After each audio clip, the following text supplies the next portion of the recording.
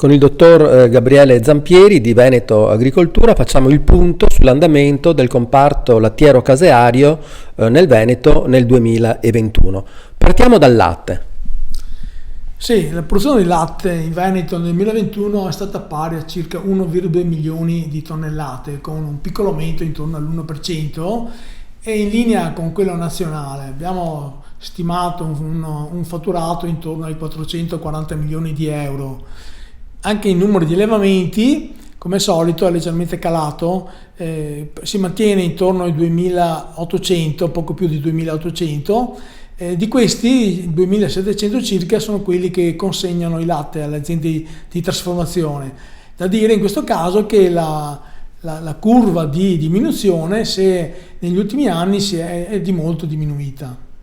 L'altro aspetto riguarda il prezzo del latte. Il prezzo del latte nel 2021 è risultato pari a 36,5 euro per 100 litri, che è un prezzo piuttosto basso, che non riesce con difficoltà a remunerare completamente i costi di produzione.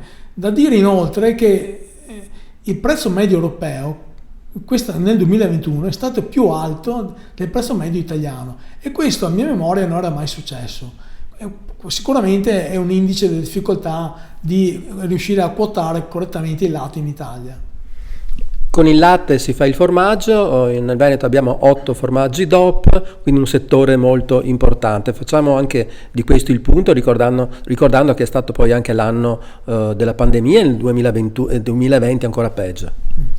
Sì, la produzione di formaggio in Veneto è molto importante, basti pensare che l'80% del latte veneto viene trasformato a formaggio e di questo il 50% va a grana.